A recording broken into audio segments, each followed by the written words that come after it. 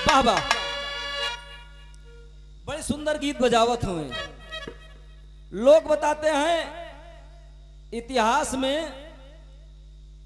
सांवर और लोरिक को माई खुलन का बेटवा बतावत हूं।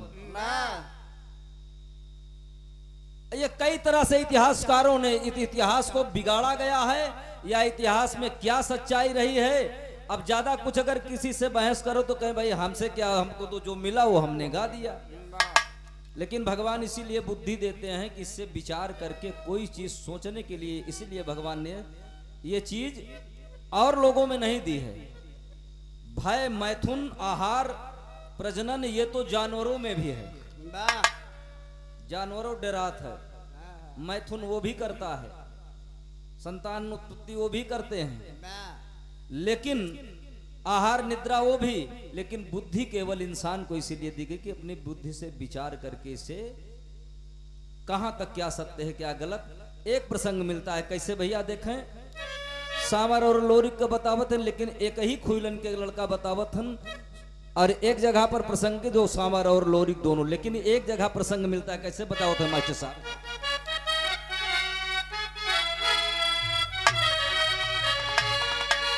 यही भाव है, मां खुइलन काफी समय तक उनके कोई संतान नहीं होती है, कोई संतान नहीं होती, बड़ा उदास रहती हैं। ये खुइलन के खुइलन धाम में डॉक्टर साहब हमारे यहाँ प्रतापगढ़ में प्रोग्राम भी कर चुके हैं। ये प्रतापगढ़ लोकापुर के पास में है। ये प्रतापगढ़ में लोकापुर एक गांव है जहां खुइलन का ये मायका बताया जाता है। यही लोग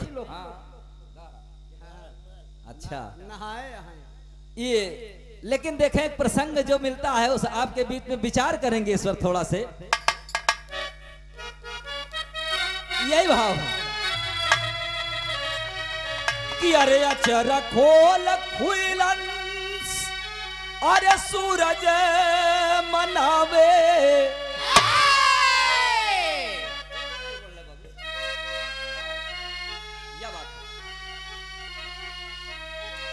कि अरे अचर खोल खुइलन, सूरज मनावे, अरे असुआ से अखिया भिगावे, बांझिन कही के लोगवा बुलावे, रोई रोई दीनवा बितावे हो, बांझिन कही के लोगवा बुलावे। सही हो,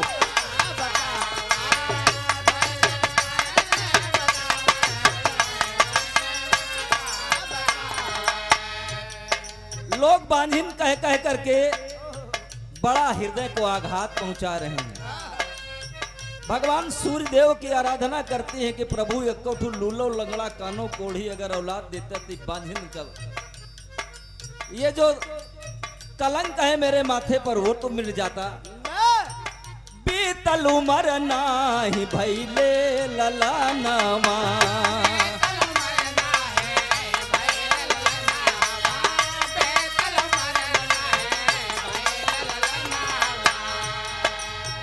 ताना मारे लसगरो जहानावा,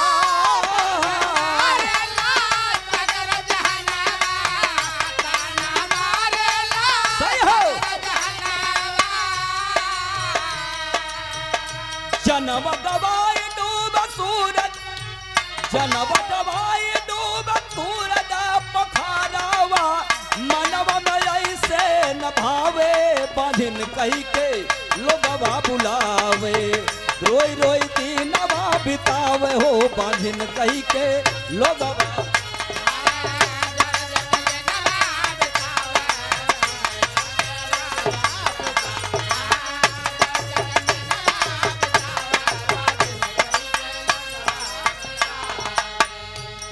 देखें, गौर करेंगे, रही कुंवारी एक ब्राह्मणी करीनावा,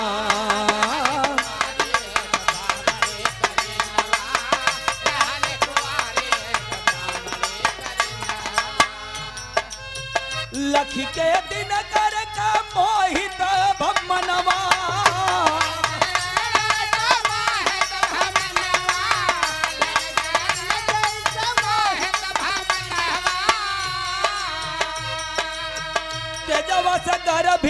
बनावे, बाझिन कही के लोगवा बुलावे, रोई रोई दीनवा बितावे हो, बाझिन कही के लोगवा बुलावे।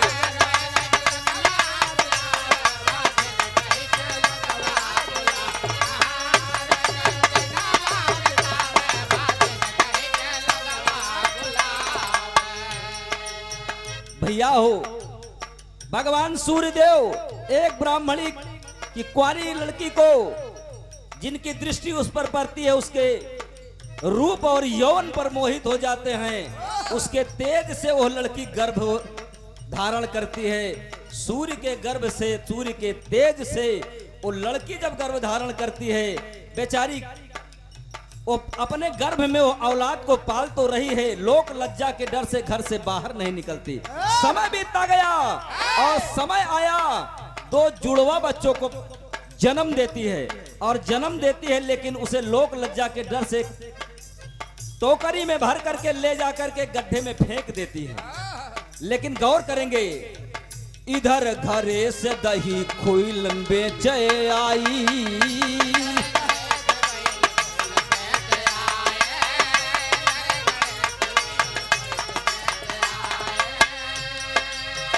वहां से सुधा लिया सुवरा घुमाई,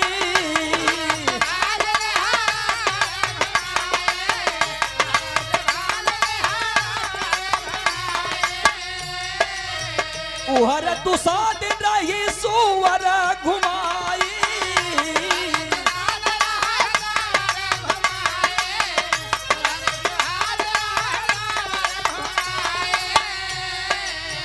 लड़ लसुवरिया उहे गड्ढा के भितरिया, चलियर नयना घुमावे, बाझिन कही के लोगवा बुलावे, रोई रोई दीनवा बितावे हो, बाझिन कही के लोगवा।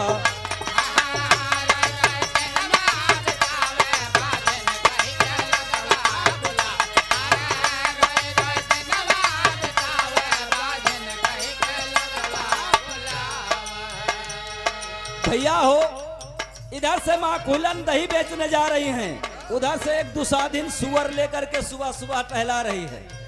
उस सुअरिया जा करके वही गड्ढवा में, जौने गड्ढवा में दोनों गदलवन के फेंके, वही में लड़त है।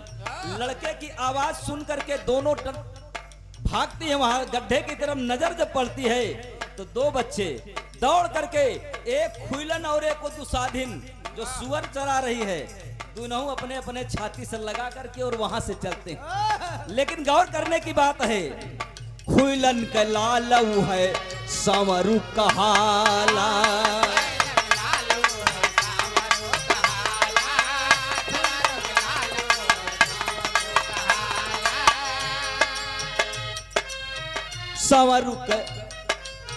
संवरू का नाम वो है, संवरू का नाम वो है जग में कहाला,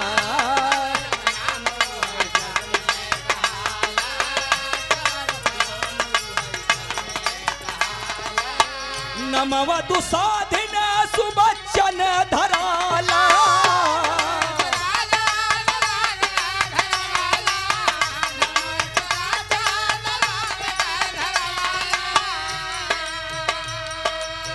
नमवा दुसाधिन है अरे सुबच्चन धराला, अरे पाला जब आम भावे, बांझिन कही के लोगवा बुलावे, रोई रोई दीनवा बितावे हो, बांझिन कही के।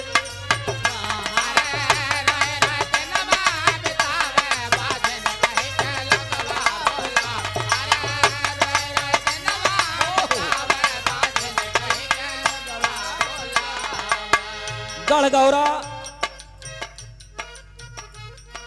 में गाजीपुर जो बलिया का अंश बना, वहां बताते हैं सांवर मां खुलन के यहाँ उनका पालन पोषण हो रहा है। सुबच्चन जो दुसाधिन के यहाँ पिपरी में, यह प्रमाण मिलता है। लेकिन गौर करने की बात है, सांवर और लोरिक जिनका इतिहास तरह तरह के इतिहासकारों ने कई तरह से लिखा हुआ है, और जिस पर संशय होता है, जो इतिहासकारों में, इतिहास इसीलिए इतिहास लिखने वाले ने लिखा, इतिहास गलतियों का साक्ष्य है। गौर करने की बात है। वही सुबच्चन जो पिपरी में और टिकैत कुबे ग्वाल के यहाँ, कुबे ग्वाल जो खुलन के पति थे, उनके यहाँ वो संवरू, वही जो लड़का ब्राह्मणी कुंवारी कन्या का था, उसका बताया जाता है। अलग अलग तरह तरह से लोग खैर बताते हैं। खैर छोड़े, जहां पर जो चीज संशय में है वहां पर प्रमाण जो मिलता है वही को हमारा आपका मानना एकदम फर्ज बनता है, मजबूरी बनती है, और चाहे जो कुछ भी उसे जाने। लेकिन इनकी योग्यता, वीरता और पराक्रम और शौर्य का जो प्रमाण मिलता है, उसे हमें आपको उससे शिक्षा लेनी चाहिए, उससे शिक्षा लेनी चाहिए। इसलिए आखिरी भाव में कह करके विराह की तरफ आपको ले चलेंगे।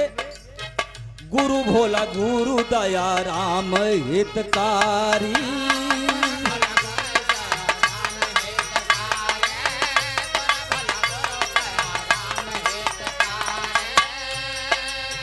बाबा दीन नानको के लहर फूलवारी,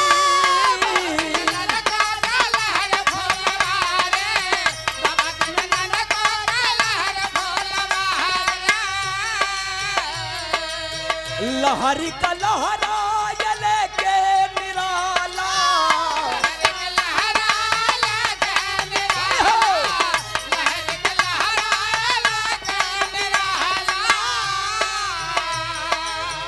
चरम में सबके सुनावे, बांझिन कही के लोगवा बुलावे, रोई रोई दीनवा बितावे, हो बांझिन कही के लोगवा।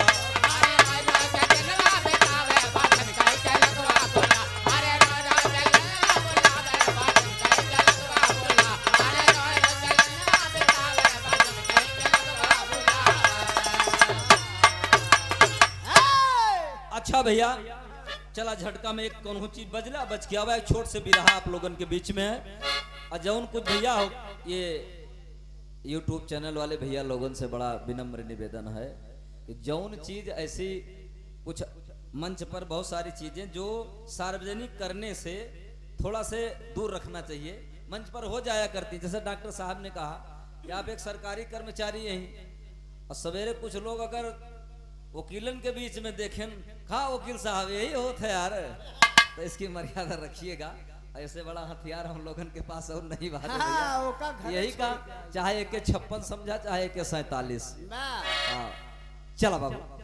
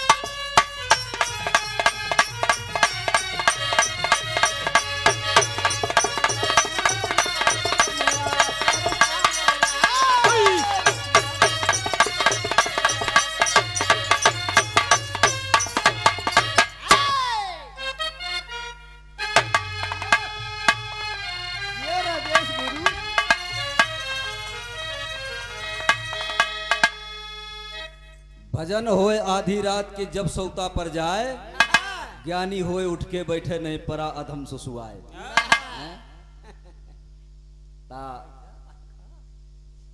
डॉक्टर साहब आप अपने ऊपर न ले हैं बात का, अन्यथा न समझी राजेश्वर गुरु आई हैं सोर देता हूं। अच्छा, एक तो छोट से कुछ दिमागी कसरत होए, ऐसी चीज नहीं तो हम जानते हैं कि आप सब लोग हमसे बहुत नाराज होता हैं जो चीज चला ठीक है, बहुत कम समय में गौर करने की बात है। जब स्वर देखे हवा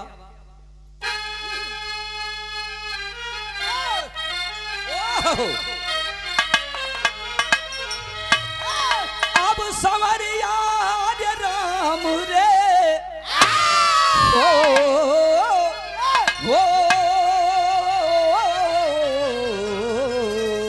राम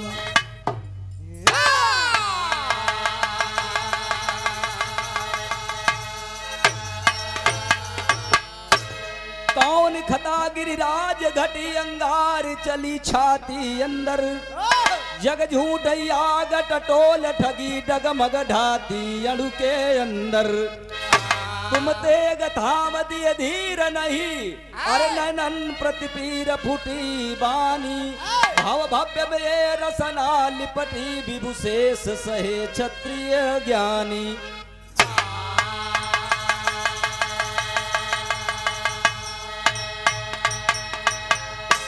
दादा लोग गावत रहे पुराने जमाने में ठेठ बिरहा से ठेठ टेरी के भाव में तनिक एक पत्ती और बढ़ा लिया। हाय मोरे राम ए भोले जोगिया हो राम।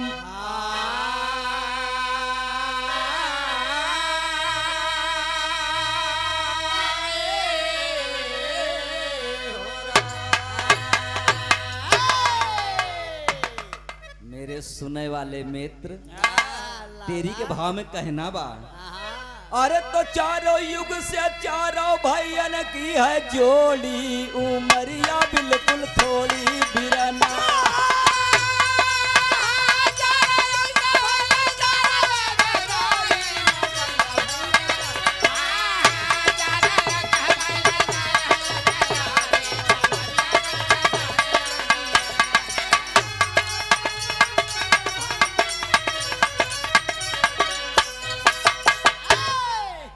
कहना है चारों भैया बड़े बहादुर चेहरा सुंदर मिला अपार।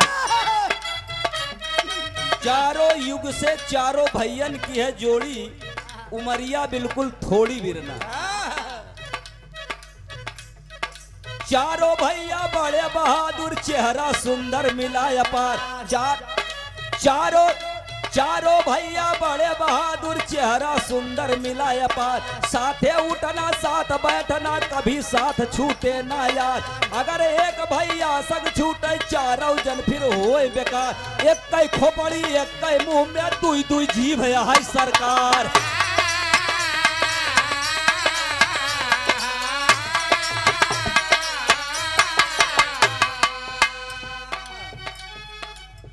अरे तो चारों भैया बड़े बहादुर चेहरा सुंदर मिला अपार। साथे उठना साथ बैठना कभी साथ छूटे ना यार। अगर एक भैया संग छूटे चारों जन फिर हुए बेकार।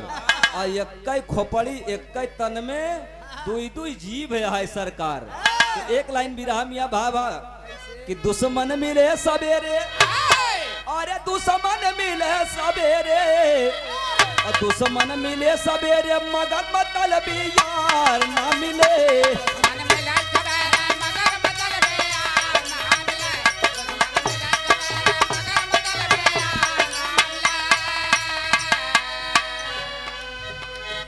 लेकिन गीत के अंदर कहना है कि दुई दुई जीभ से दुई दुई जीभ से दुई नौ भाई खाए और बोले बतिया।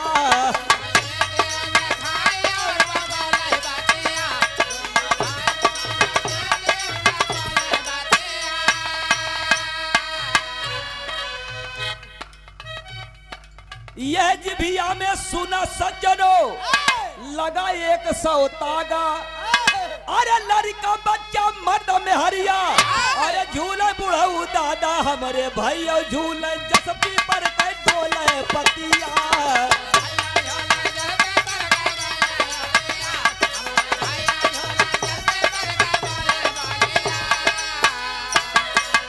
गौर करने की बात है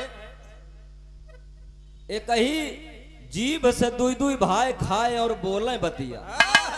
ये जिभिया में सुनो सज्जनों लगा 100 तागा, और लड़का बच्चा मर्द मेहरिया झूले बुढ़ऊ दादा भैया भाभी झूझे जस पीपर के डोले पतिया।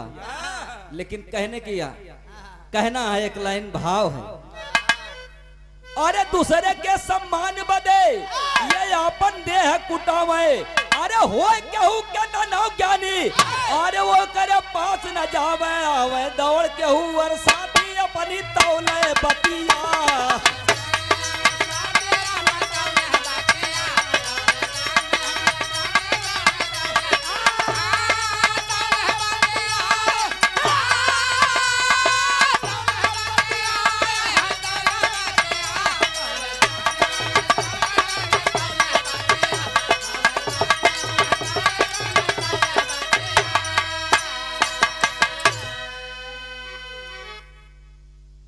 तो गुरु भोला गुरु दया राम गुरु ननकु राम हितकारी, अरे बाबा दीन गुरु लाल दिलहरी, अरे दिलहरिया फुलवारी हो उमरिया बिल्कुल थोड़ी बिरना, अरे यादो विनोद निराला सबसे हाथवा जोड़ी उमरिया बिल्कुल थोड़ी बिरना।